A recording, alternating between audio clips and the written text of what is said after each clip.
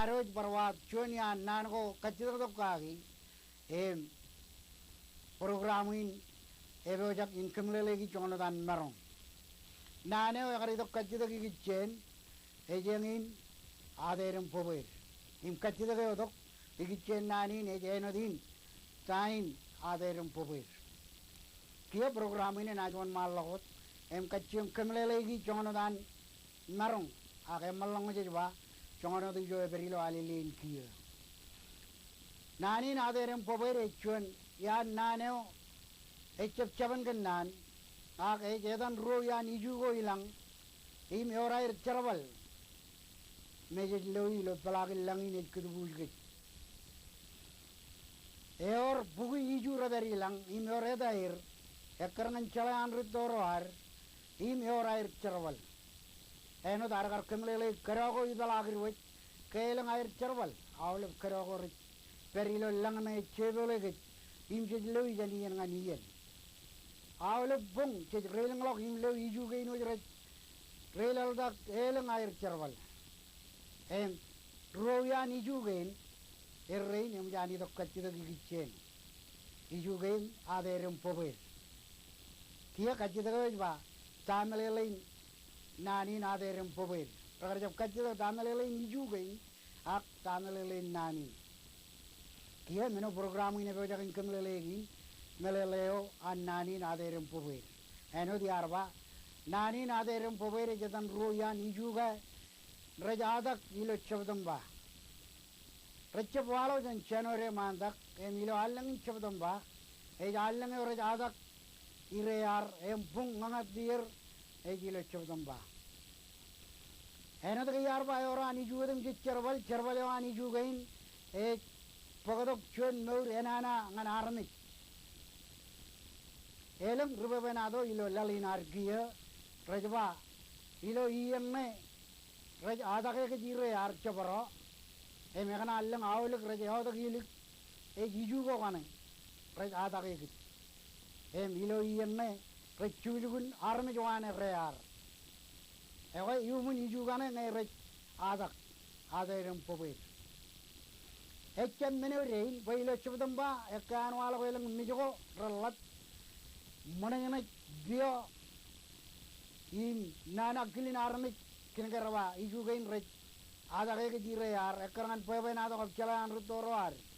ak chuan men elablo ken menin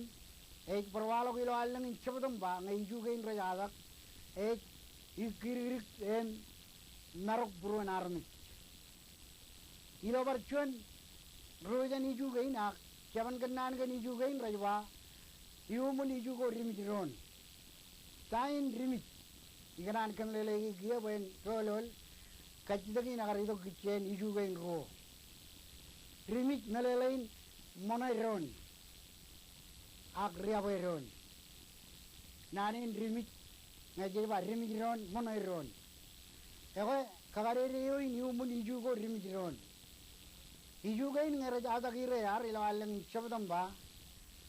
arne rerigeron mejado do ni lo allengem e jago ke jar yagoron engin echun allengin aro rigeron mikirigum moneron cheder cheroga I maulem men gorana na raveri perilo allengem enodin karilo chenore mon mandak e yetolo len nugum kojlo jua kogrudok ngan kijegen buen katari komol koju koya armi e chelok ria bitam kun kini Pilo allang in chapatam ba kachyo mag rail galo kilo an maur namam lale e molge chapatam ba udang jit e dok ben wala chuan chidu benana em yunio ka e yunio em yun kejut chidu ben kalmarok ikirirgum dar riap I maamak ko jabrewot kain elang ngechit lo nuron ewa jen kini pwe e chaparkin jabrewot ak negado doi niumuni jugain enganai em kejamin ada janam jen em adowane boilo allang chapdam ba allang wenana ta da kenege iju kana renana ilang rajadak eno digar kwala ko elang ani juudam jicharwal chedi iju taibon chedi iju kaman mal langam kado chedi iju kaman mal lojat Chadiju ijun potong men ko ramman ak kajerer makareo ilo lalin nourio ak ngeba jiju jegen ro kachida to kagi aderem pober ewa e ijun kokure chukukun bergo ilo lalin rejuai lagot ijugo rekur taibun ko relat immen ko yirot ngere cecet air adak innan jenjam melolok poe allenge olok pulen kar ikiri gain waj kap rimi gain ragar beriper chegel lot niroir ilo nur gar boeno kar alleng jabayo e chamalolok e jarero kar mejado dongan kejuj e ko jen jab ado wane unin kenege e jedangan nano kachide do kaga ilo chodenin tain aderem pober e ko ngan rin rar kachide do ngelele nani aderem pober e yo mun ijugo rimiron nana angir im pagadok jon ngore nana ngan kejuj chinugon ilo lalin iganan kejabla kachidagin ngan rora ledok peren edalei der nage in kejabarok jojo kejabarok pe chabdam bai ne berodok elang em manaro ngeur komun kap joji medale mak pe kare mol kwam rana jawle mem choku kar manana kwam rana jogadangan kejerat im kar jojim yago kwam rana jogadangan parenot kejerat im nana tammum keku kone molim jojim yago kona kano jirro ilo yenen aram jiro kukun yagoir kona madal terir jaran ngeriwe turumoj akko jamin yagoir e bajet e ko lala kor tarjuna kon tar ijugein aderem pober em kachida giter ak bagan melele iter edage rarwalo kinada kilo iyen ak allengen ak jala anrit toro engin program ini jigila ko jonglo dan marong em cek kam molol arme rein ralle dok kachida ginair we ralle dok gilo yalin kagay mi kejoj we alang joj arden melolok ke aderem pober orien ay radak ewe program ini rejang kejojum karong kejoj Pueden kejebaroge, incojo kejebaroge jan allengene shabdom ba, pue allengene nana tadane, kenege iju korana angir, rej adak yomun. Imelange cojo natta barecha allengene ot, togelik, ewe manange je karong reon em kagay miron, pueden jab lorak yomun iju gane, mere jile gej em chujugun arme joane rear, kap allengene aroj yomun iju korimiron. Ceria beron, caran ngelang menoko rajkat jeda gacap uagir ilo mol ak cumonoir. Aku menegin cejamin adu wani, cenai kacciam kade kej bajal lejani. Ak elap dada program ini kenalele kejoj,